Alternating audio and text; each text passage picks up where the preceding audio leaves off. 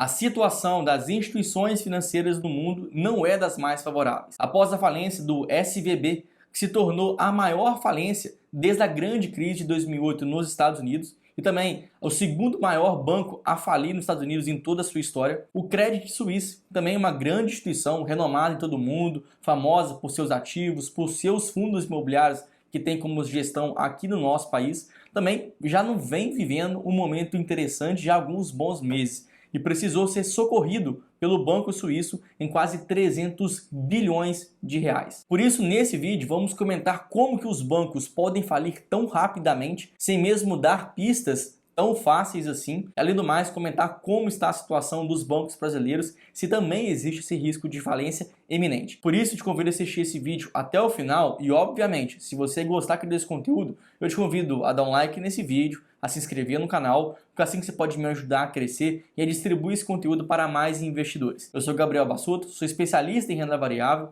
e analista-chefe de ações pelo Simple Club.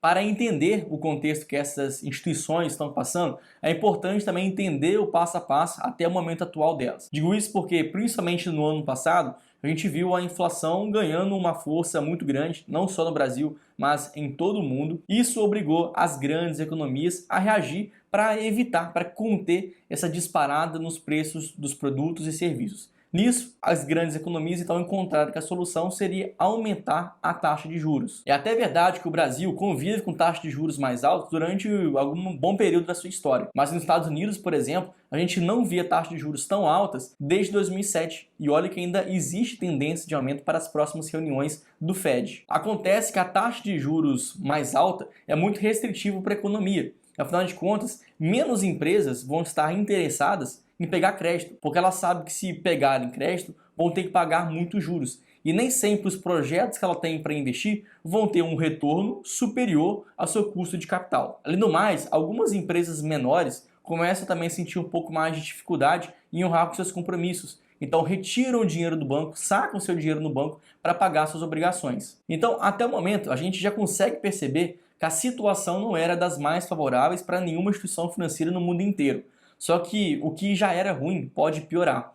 Afinal de contas, diante de tanta retirada de recursos de empresas pequenas e grandes, pessoas físicas, muitas das vezes essas instituições financeiras não tinham um recurso para conseguir então bancar aquela retirada de dinheiro que as pessoas e empresas estavam fazendo. Então sobra para elas, infelizmente, uma alternativa muito perigosa, muito ruim, que se chama então o efeito da marcação no mercado. Porque esses bancos vão ter que começar agora a vender alguns títulos de renda fixa, por exemplo, vender seus ativos em tesouraria, mesmo que seja antes do prazo, mesmo que seja em prejuízo, mas eles precisam daquele dinheiro para honrar, então, com aquela retirada de recursos dos seus clientes. No caso do SVB, por exemplo, o banco teve que vender vários dos seus títulos sofrendo prejuízo da marcação no mercado de quase 2 bilhões de dólares. Então, ele tinha aquele ativo que ia continuar rendendo naturalmente, mas por ele ter aquela urgência de ter que vender aquele título naquele momento, ele teve que vender um certo prejuízo.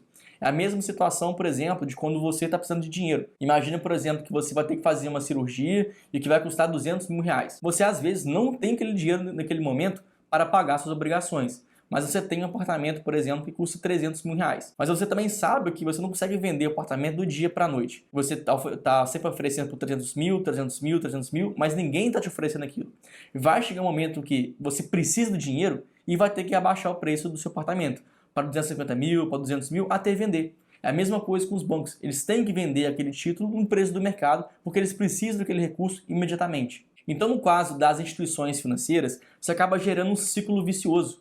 Porque quanto mais o banco começa a vender esses títulos e o mercado começa a perceber que ele está tendo prejuízo, ou seja, que o banco tem urgência de vender aqueles papéis para honrar os seus compromissos, vão ter mais empresas e mais pessoas vendendo com medo do banco vir a falir. Então, olha só, o banco vende mais, isso gera um temor no mercado, e o temor do mercado faz justamente com que mais empresas e mais clientes começam a resgatar o seu dinheiro no banco. E aí, quanto mais os clientes resgatam o seu dinheiro no banco, mais os bancos têm que vender aqueles títulos com prejuízo. Então, é um efeito bola de neve. Esse movimento também é conhecido no mercado como a corrida bancária. E isso faz realmente o grande perigo das instituições financeiras, porque essa bola de neve, essa corrida bancária, acontece em questão de poucos dias, até mesmo horas, dependendo de quem são os clientes mais importantes daquela instituição. Então, aqui, após contar toda essa história, a gente consegue perceber quais são os dois principais problemas que todas as instituições financeiras no mundo passam. O primeiro desses problemas é o problema então da liquidez, é o descasamento entre prazos. São ativos tendo que recuperar em prazos diferentes das obrigações dos seus passivos. Então, às vezes, o banco tem um passivo, mas esse passivo é muito de curto prazo, que nesse caso passivo são aquelas obrigações, ele tem que pagar, ele tem que desprender recursos já no curto prazo, mas ele não tem ativos nesse mesmo prazo. Talvez os ativos, aquilo que ele vai receber, aquilo que ele vai ganhar de juros, aquilo que ele vai realmente ter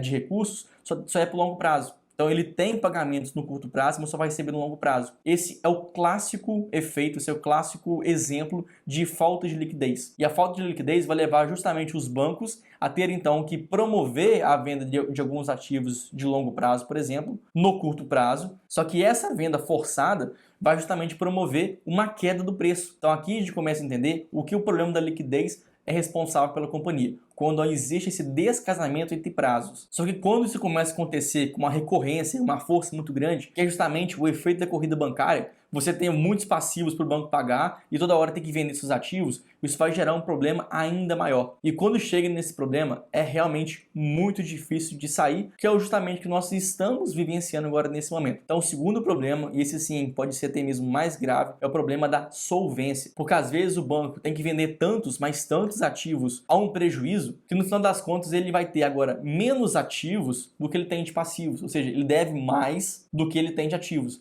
Antes, até então, na liquidez, era um problema simplesmente de descasamento de prazos. Então, se ele casasse os prazos novamente, aquele problema estaria resolvido. Mas quando ele começa a vender muitos ativos, tendo prejuízo neles, no final das contas, o que vai sobrar depois de toda aquela venda dos seus ativos vai ser menor do que suas próprias obrigações. Então, nesse momento, ou o banco vai ser decretado sua falência, ou então ele tem que ser de alguma forma ajudado por uma outra empresa, seja por um governo, seja por um outro banco comprando, mas nem todos os bancos, nem todos os governos querem fazer isso. No caso do Credit Suisse, ele estava começando a enfrentar essa situação. O Banco Suíço foi lá e injetou quase 300 bilhões de reais nele. Ajudou a contornar esse problema mais grave.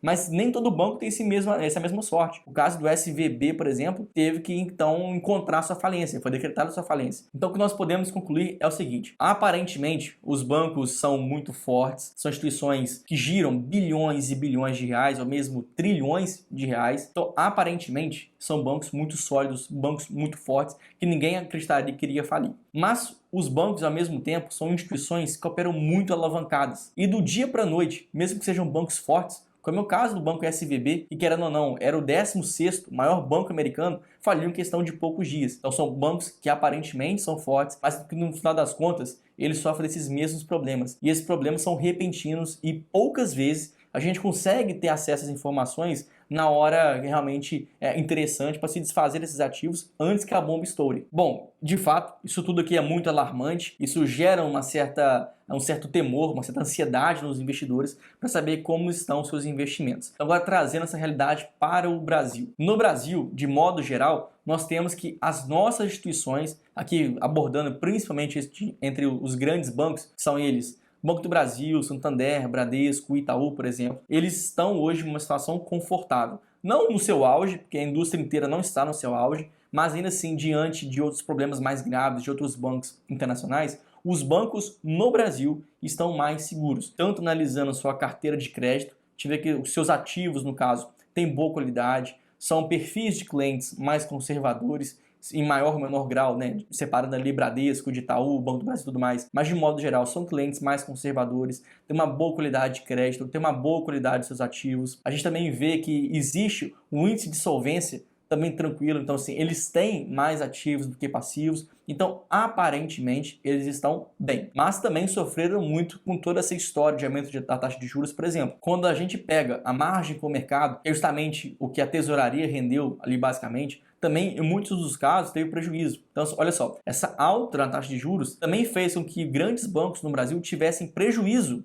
aqui nessa operação. Embora no total, no consolidado, aí sim eles tiveram lucro. Mas olha só, também sofreram, tá? Em parte da sua operação eles tiveram prejuízo, então isso mostra que eles sofreram, mas no geral, na operação grande, consolidada como um todo, ainda assim os bancos apresentam uma solvência que eles vão conseguir passar ali por momentos turbulentos durante mais algum período. Então, a princípio, eles estão mais conservadores. Agora, entre os 4 principais bancos que nós temos hoje listados, aqueles que ainda estão melhores são justamente Itaú e Banco do Brasil. Porque entre os 4, eles ainda têm uma carteira de crédito mais conservadora, eles ainda têm uma inadimplência menor, eles ainda têm uma qualidade de crédito superior. Além do mais, eles têm ativos suficientes para conseguir honrar com todas as suas obrigações e também, aparentemente, existe um casamento entre os prazos. E além do mais, os bancos são muito mais diversificados em termos de cliente. Então, se um cliente especificamente quiser retirar todo o seu recurso daquele banco de um dia para a noite, essas instituições bancárias não vão precisar vender títulos no prejuízo para honrar com o seu principal cliente. Então, existe uma diversificação na sua base ali de ativos, de clientes, de qualidade de ativos. Então, aparentemente está tudo controlado no Brasil até determinado momento. Mas ainda assim, com privilégio, né, dando aqui mais ênfase para Bradesco, Itaú e, curiosamente, esses bancos também hoje estão sendo negociados a múltiplos de preço mais baratos. Obviamente, com temor de tudo isso está acontecendo, o mercado muito mais difícil, mas, novamente, são bancos ainda de qualidade e que hoje negociam a preços mais descontados. Então, essa, de fato, poderia ser uma oportunidade quando a gente analisa que logo depois, né, de uma grande crise, de um grande momento de imprevisibilidade, também pode existir um mercado de mais otimismo, um mercado mais seguro. Esses bancos podem voltar a valorizar. Então, se você confia nos seus passados, talvez esses bancos podem se tornar uma boa oportunidade de investimentos. Obviamente, essa aqui não é uma recomendação de compra nem de venda, apenas uma análise didática de todo o contexto macro no Brasil e no mundo. Então, chegamos ao fim desse vídeo. Eu espero que você tenha gostado aqui desse conteúdo e que, em caso positivo, eu vou te convidar novamente a curtir aqui esse vídeo, se inscrever no canal, porque assim que você me ajuda a crescer e a disponibilizar esse conteúdo para mais investidores. Então, agradeço muito a sua presença e espero você lá no próximo vídeo. Obrigado e até mais.